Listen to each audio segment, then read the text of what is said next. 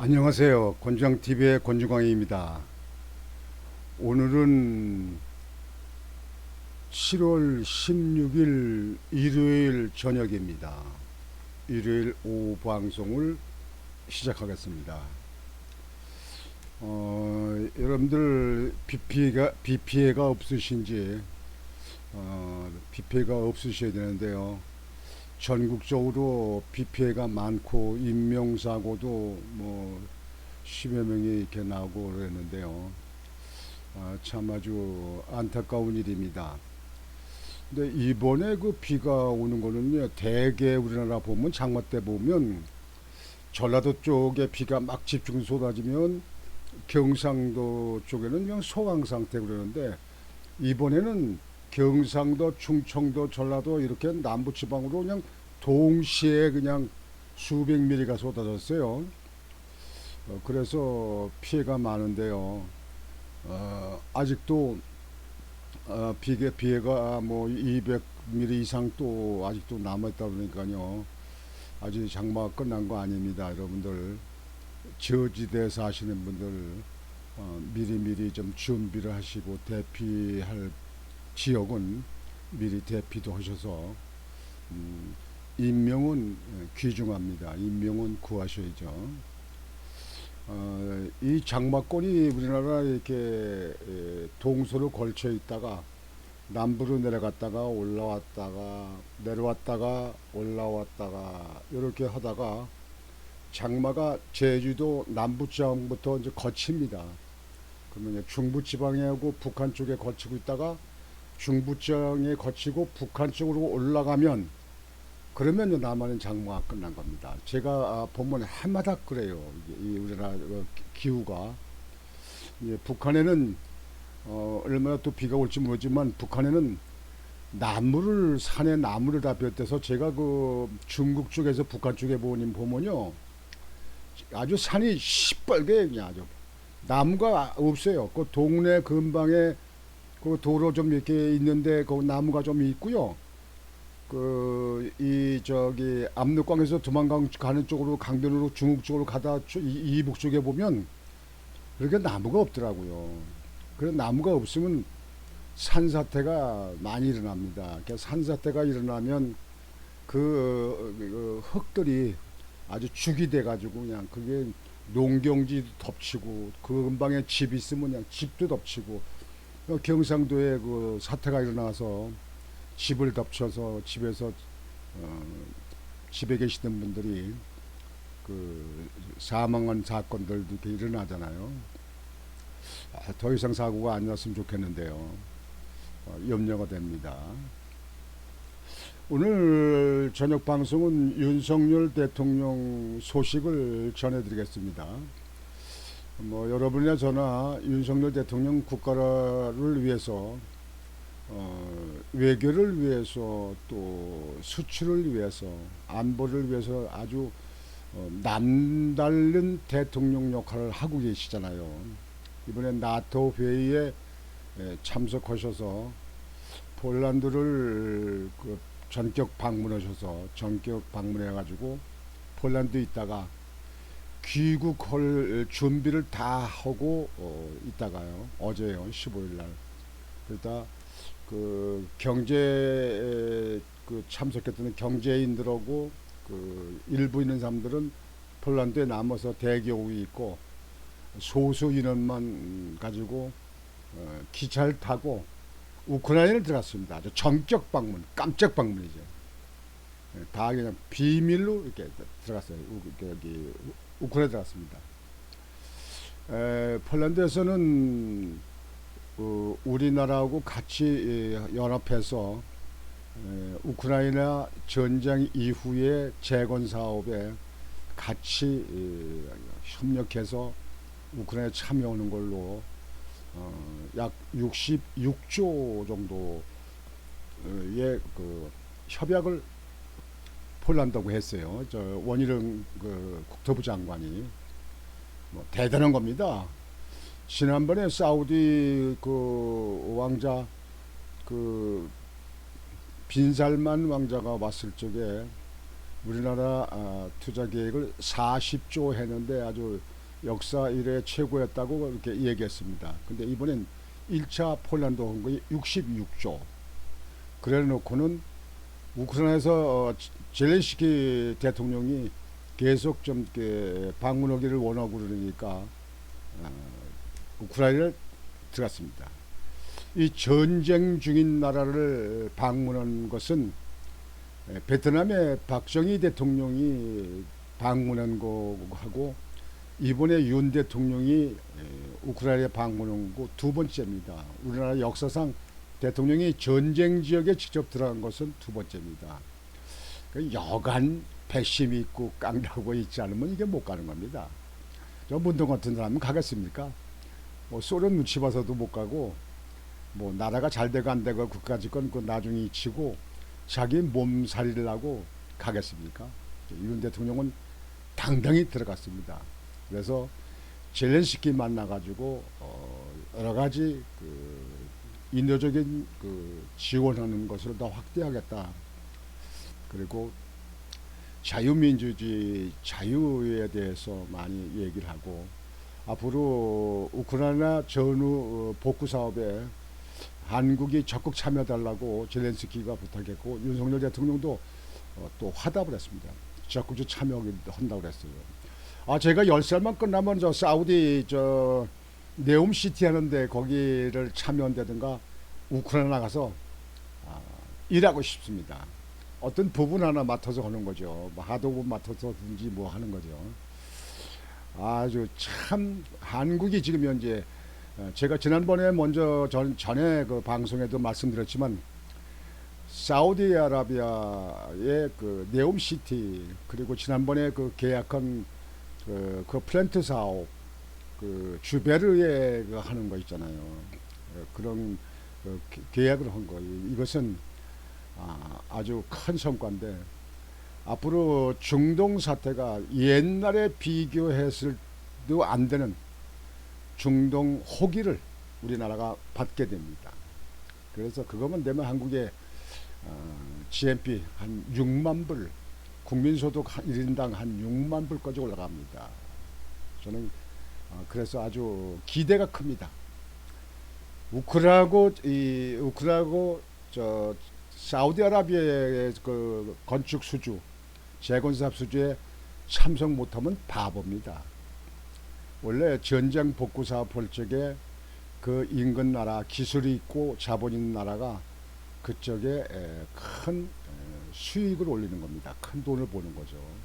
근데 우크라이나의 그 전후 사업 복구 사업에 대해서 마음을 두시고 윤석열 대통령이 극비리에 아주 전격적으로 기차를 타고 우크라이나에 가셔서 젤렌스키와 정상회담을 하고 또 그 자유를 위해 돌아가신 분들 묘지 참배하고 여러 가지 아주 획기적인 성과를 이루시고 다시 이제 폴란드로 오셔서 그래서 한국으로 귀국하시게 됩니다. 아주 정말 윤석열 대통령 한 분 잘 뽑았습니다. 아주 뭐 정치인들 거기서 아예 윤석열 대통령이 안 되고 저 홍준표나 저 유승민이나 무슨 이런 사람들 중에서 원희룡이나 무슨 이런 사람들 됐으면 어떨 뻔했습니까? 뭐 민주당의 이재명이 됐으면 나라는 완전히 사회주가로 넘어간 거고요. 우리 국민들 정신 차려야 됩니다. 정신 차려야 돼요. 저는 이 방송을 하는데 팩트만 가지고 말씀드립니다. 사실만 말씀드리고 제가 이 나이에 먹어가지고 여러분들한테 무슨 뭐 구독자를 늘리기 위해서 거짓말하고 뭐하고 하면 되겠습니까? 저는 사실만 가지고 말씀드립니다. 일반적인 그 논평을 한다든가 일반적인 얘기도 여러분들에게 도움이 되는 그런 말씀을 드립니다. 저는 뭐 방송 전문가도 아닙니다. 그저 현대에서 근무하다가 그저 구청장 한 거 뭐 그것밖에 없지 않습니까? 뭐 인천이 고향이고 보통 사람이고 뭐 그렇지 않습니까? 그러니까 여러분들 이번에 그 우크라이나에 윤석열 대통령이 가신 거는 국익을 위해서 아주 정말 대단한 결단을 하신 겁니다. 아 진짜 윤석열 대통령 참 배짱 좋으십니다. 아주 체격도 아주 우람하시지만 아주 대단하십니다. 정말 환영합니다. 지금 우크라이나에 참석하셔서 지금 윤석열 대통령하고 젤렌스키 그 우크라이나 대통령하고 정상회담을 적에 그 대통령부에서 정상회담을 적에 이 사진을 찍은 겁니다. 지금도 이 키우 우크라이나 수도 키우에는 지금도 그 미사일을 날라오고 이렇게 합니다. 예. 여러분들 뭐 전쟁이 끝난 거 아니에요. 지금도 그 포알이 날라오고 그러는데 여기를 들어가신 겁니다. 여러분들 우리나라 정치인들 들어가겠습니까? 그 가라리면 아우 거기다 그 미사일 맞으면 어떻게 그거 뭐 안 된다고. 근데 국가를 위해서 어떤지 전후 복구 사업에 저 우리나라가 좀 더 좀 많이 좀 받아와야겠다, 뺏어와야겠다 그런 거 아니겠습니까? 여러분 박수 쳐야 돼. 박수 박수 박수. 윤석열 대통령 박수. 아 참 대단하신 분입니다. 아 정말 기분 좋습니다. 아주 기분 좋습니다. 윤석열 대통령이 15일 위험을 무릅쓰고 전쟁 중인 우크라이나를 방문한 것은 자유와 연대라는 한국 외교의 지향점을 전 세계에 천명하는 것뿐만 아니라 장기적으로 2천조 규모에 이를 것으로 전망되는 우크라 재건 사업 진출을 위한 발판을 마련하기 위한 차원으로 볼 수 있다.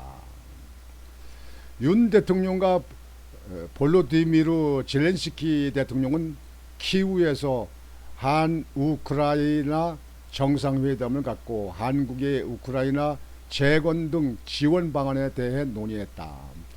대통령실 고위 관계자는 현지 브리핑에서 한국이 그동안 지켜온 원칙하에 포괄적이고 구체적으로 우크라이나와 한국 간에 돕고 또 협력할 수 있는 방안을 준비 중이라고 말했다. 이번 정상회담에서 정부가 역점을 두는 건 최대 2천조 원 이상이 투입될 것으로 보이는 우크라이나 전후 재건 사업이다. 우크라이나 재건 사업은 제2의 마셜 플랜으로 불린다. 2차 세계대전 이후 미국이 서유럽에 대규모 경제 원조를 진행했던 마셜 플랜에 버금가는 프로젝트라는 의미다. 윤 대통령은 13일 안제이 두다 폴란드 대통령과 정상회담에서 한 폴란드 우크라이나 재건 사업 협력 MOU를 체결하는 등 본격적인 재건 사업 참여를 선언한 바 있다. 그리고 이틀 뒤인 이날 우크라이나 직접 방문해 지원 의사를 밝히면서 우크라이나 재건 사업을 위한 삼각 한국 폴란드 우크라이나 협력 체계가 완성됐다는 평가가 나온다. 아 좋아요. 야 이거 아주 내가 10살만 젊고 그냥 우크라이나 들어가서 재건 사업에 뛰어들었는데 말이에요. 하도급 좀 한번 하겠는데 참나 이거 현재 다수 국가들이 우크라이나에 지원을 하고 있는 배경엔 재건 사업 참여도 포함되어 있다. 사업 과정에서 우크라이나에 대한 기여도가 큰 국가가 많은 사업을 딸 수 있을 것이란 관측이다. 그만큼 각국의 참여 경쟁이 클 것이란 얘기다.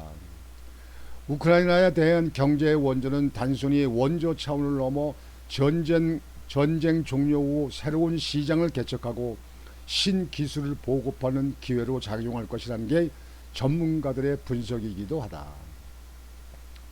정부는 당장 최대 520억 달러 약 66조 원 규모의 공공민간 영역에 참여를 계획하고 있다.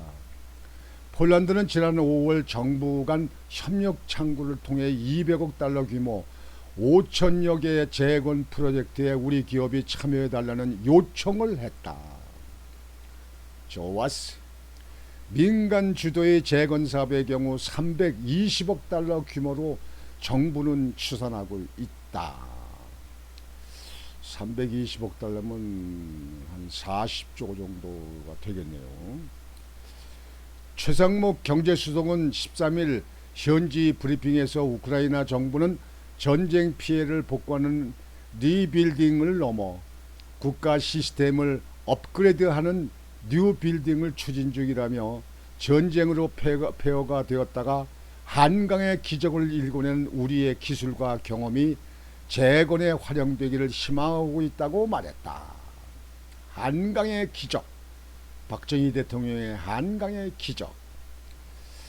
사실상 우리나라 재건 사업에 저도 굉장한 한몫을 했습니다. 나 현대에 있을 적에요. 참 그 당시 현대 또 어릴 때는요, 월급도 어음도 받은 적이 있어요. 그때는요, 뭐 무슨 시간 외에 그 수당 이런 거 없습니다. 보통 밤 10시까지 11시까지 일했어요. 그래도 아무 말도 안 했습니다. 여러분들 지금 젊은이들 나이 드신 분들 무시하지 마세요. 나이 드신 분들이 이 나라를 이렇게 세계의 경제 대국으로 만드는데 정말 기초를 다지고 일을 했던 분입니다. 젊은이들이 이제 거기서 그 토대 위에서 더 크게 발전시키는 일을 해야 되는 겁니다. 그저 힘든 일은 안 하려고 하는 젊은이들 안 됩니다. 난 지금도 이 나이에도 나는 할 수만 있으면 우크라이나나 사우디나 그 건축 사업, 그 도시계획 그 사업에는 참여하고 뛰어들고 싶습니다. 정말 가고 싶습니다. 우리 한국의 젊은이들 그 쉬운 일, 뭐 대기업만 취업하려고 하지 말고 적은 일부터 하세요. 그리고 지금부터 우크라이나 또 사우디 네옴시티에 벌어지는 그 건설 사업에 여러분들도 거기서 그동안에 좀 기술도 익히고 좀 학원도 다니고 배워서 거기서 참여하세요. 할 일이 무궁무진입니다. 무궁무진입니다. 일반 뭐 노동하는 일이야 뭐 우리나라 사람들 임금이 뭐 비싸서 하겠습니까? 뭐 그런 일이야 뭐 방글라데시, 뭐 네팔, 뭐 필리핀 뭐 이런 쪽에 있는 인력을 아마 쓸 것입니다. 하여튼 윤석열 대통령께서 이번에 아주 참 약이 되고 이 나라에 큰 아주 도약할 수 있는 계기가 만드는 일을 아주 세계 정상들을 만나서 아주 외교를 잘하셨습니다. 수고 많이 하셨습니다. 한국에 무사히 오셔서 또 한국의 이 정치권의 정말 후진 정치, 대한민국은 정치만 좀 발전하면요 다른 것도 다 괜찮아요. 아주 정치가 최하위입니다. 사리오 정치. 민주당 더 억지만 부리고 뭐 괴담만 부리는 거 좀 고쳐요. 이번에 뭐 민주당의 31명 의원이 뭐 면책 특권 그거 내려놓겠다. 뭐 불체포 특권 있는 거 그거 내려놓겠다. 뭐 이렇게 뭐 31명 했는데 앞으로 계속 지킬지 안 지킬지 모르겠는데요. 그거 지켜나가면 내년 총선이 조금 더 달라지겠죠. 그러나 지금대로 이재명 체계를 그냥 가면은요 내년에 엑스에 70석 확가 뭐 전라도서만 다 벗고 그저 특별한 도시지역에서 좀 먹고 그래가지고 70석이나 될까 100석이나 될까 두고 보세요.